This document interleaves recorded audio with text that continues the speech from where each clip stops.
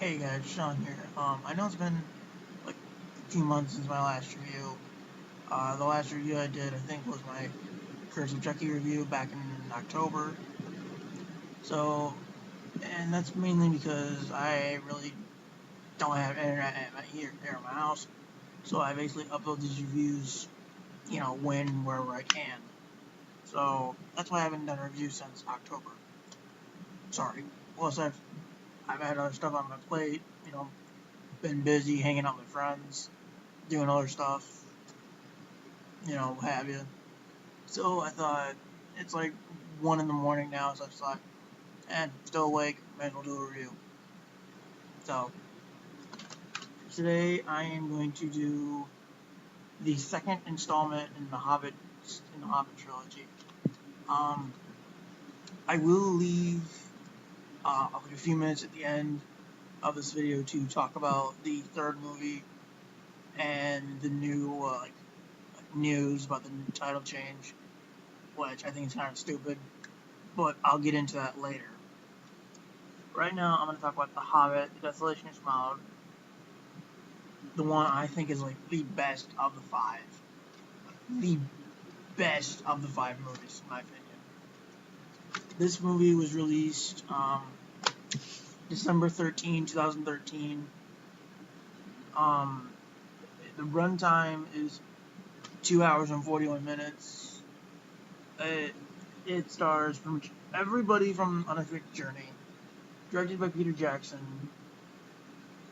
And a few additions, you have Benedict Cumberbatch as the voice of Smaug, and the Necromancer, who is revealed to be a special character, which I will get into a second. Evangeline Lilly, she plays a newly created character just for these films. Someone who has never been in the book before. And the reason for that is because these films are mainly overpopulated by males. So they wanted to get the female demographic into these movies. So they made up a girl character, which I think is kind of cool. So she plays a elf, I think it's a Sylvan elf named Tario. It's kind of cool. And then you got Leap Ace, who was kind of in the first movie, but didn't have a big role, and he plays the Elven King Vandriel. So he's kind of a dick, but still, again, nice character. Still nice character. And then you got Luke Evans as Bard the Bowman, who has a somewhat of a big role in the third movie, and also towards the end of the book. So I'll get into that. I think I've gotten that later. I thought it was the third movie. And then you have Orlando Bloom coming back as Legolas. Like I said in my Unexpected Journey review, that Orlando Bloom was coming back, and he's back. So yes.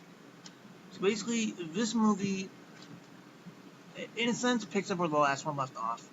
Well, we start with the kind of an unnecessary flashback, which shows Thorin showing up at the Prancing Pony in Bree, because that's where he last heard information on his father, Thrain, who has gone missing since battling the orcs at Moria. And so Thorin goes looking for his father, because he heard he might be near the Shire. So he goes there and he meets up with Gandalf, who tells him that he can find a burglar for them to, take the Arkenstone. So then we jump a year later, which is the end of then we pick up where we left off at the end of the first movie, with Bilbo and the company still being pursued by the orcs. They meet up with a skin changer named Bjorn. I think I butchered that name. So they meet up with him, and then they go through Mirkwood. They get trapped there, because they're supposed to be on a path. They stray from the path, start hallucinating, and then Bilbo basically faces some spiders, and he damn near kills one spider over the freaking ring. So so even though the ring isn't like a big part of the story, like it is in Lord of like I guess like it will be in Lord of the Rings, Bilbo's starting to get starting to be possessed by the ring, I guess you say. Which I do like that tie-in to Lord of the Rings. They do a lot of tie-ins in these movies. Um, so yeah, after that, Legolas and Tauriel show up to basically, I guess, save the dwarves from the spiders. I guess they kill the spiders, take the dwarves back to what was it, Mirkwood, I think. So they take them back to the Elf City. They yes. Um, I want to make this clear. They do make reference of Gimli in this movie. When Legolas and the elves are searching the dwarves, Legolas finds I guess a necklace or something of coins, and then says, "Who is this horrid creature, Goblin Mutant?" And then Gawain says, "That's my wee lad, Gimli." And when I heard that in the theater, I was like, "Awesome!" So Gimli's like a baby, Gimli's like a baby in this movie, which I assumed when I first heard that they were going to make these into a trilogy. I assumed Gimli would be born around the end of the third movie. Of course, then again, that's discussion for a different time in the third movie. But yeah, they end up in the Elf City. Thorin and Thranduil have a discussion about how the dwarves, or how the elves betrayed the dwarves at Erebor, stuff like that. Bilbo basically helps the dwarves escape through the barrels, like in the book, but it's a totally different barrel ride than in the book. Let's see. I gotta think and remember this movie. Yeah. Gandalf does disappear again, like in the first movie. This time he goes to Dol Guldur, where Radagast was in the first movie. So yeah, Gandalf and Radagast go to Dol Guldur to find what the heck is happening. And I'm just gonna reveal it now.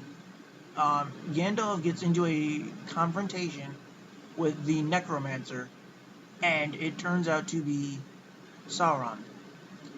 Now, going into the first movie, and coming out of the first movie, I had no idea who that was. I just thought the Necromancer was just some random, like what Saruman said, some human sorcerer. It wasn't until looking it up online later I found out, oh, Sauron.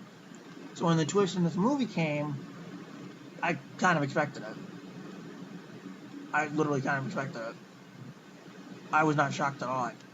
Like I said, I expected it. So yeah, they see. So Gandalf gets trapped in a cage for this movie, sadly. So see, the dwarves they escape the woodland realm. That's what it is, the woodland realm. With elves and everything. Yeah, so they escape the woodland realm. They end up in Lake Town, which is run by a corrupt master, I guess you say, who basically only cares for himself, doesn't care about the people and all that stuff. At least what I understood from it. And so, Bard is trying to get Lake Town to be, a nice place, whereas the master of Lake Town is kind of a dick to his people. The master and his little sidekick basically put Bard into a prison after he tries helping the dwarves, because the Lake Master thinks that Bard will start an uprising against him for some reasons unexplained. But yeah, the dwarves, after they try to steal. Oh yeah, during the barrel ride. I know I'm kind of jumping around a bit, but after the barrel ride, what was it, the black-haired one? Uh, Keely, I think. He gets stabbed by a Morgul arrow, like what Frodo had, but that was a sword. And so, towards the end of this movie, towards the end of this film, I'm like 10 minutes into this video, and I haven't even gotten to Smaug yet. Wow. But yeah, so yeah, let's see, what was I? Yes, he gets stabbed by a Morgul arrow, or shot by an arrow. And towards the end of the movie, Tariel and Legolas show up at Bard's house to fight the orcs, but Tariel stays behind to heal Keely, because apparently her and Keely have like a attraction to each other or whatnot. And the same with her and Legolas. They tried to do like a love triangle, which I think kind of was unnecessary. They should have just picked one guy and go with it, have her go with him. You know what I mean? But it's fine. I let it fly. Anyway, the dwarves finally make it to Erebor, and they meet Smaug. And I gotta tell you guys, Benedict Cumberbatch as Smaug. Wow. He was fantastic. He was enormous. He was intelligent, articulate, freaking quick as hell, and intimidatingly badass. I mean that literally. I loved that dragon. So let's see. I want to wrap this up, like this reviewing this part of the movie. I want to talk about my thoughts on the third one. So yeah, they get into a conversation with Smaug, and we also have the Bilbo Smaug, I guess conversation on points I want to call it. So yeah, we have the conversation between Bilbo and Smaug, and I think it's an amazing conversation. And then the dwarves, I guess, fight Smaug. They think Smaug is dead when they melt the gold, and try and bury him in it. He bursts out, flies out of the mountain, says, "I am fire, I am death." Bilbo says, "What have we done?" Cut to black. Cue the Ed Sheeran track, and I was like, you gotta be kidding me. I was like, you have got to be fucking kidding me. Because this movie ends on a cliffhanger. I was like, you got to be fucking kidding me. Because I did not want this movie to end. This movie was so freaking good. I could have swore we were like, not even close to being over with this movie. That is how good this movie was and how into it I was. Just when I was so into this movie, it ends.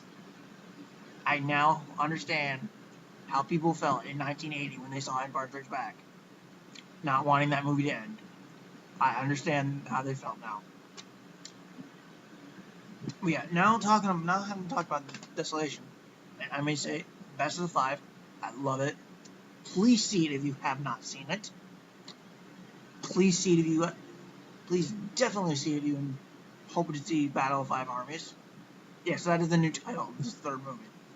It is no longer called The Hobbit, They're Back Again, which I preferred.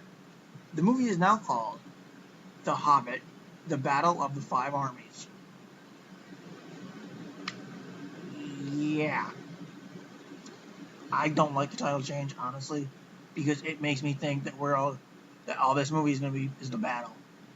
That we're going to speed through the deaths of the Smaug, speed through the Battle of Dog Guldur with the White Council freeing Gandalf, and then fighting Sauron and all this stuff.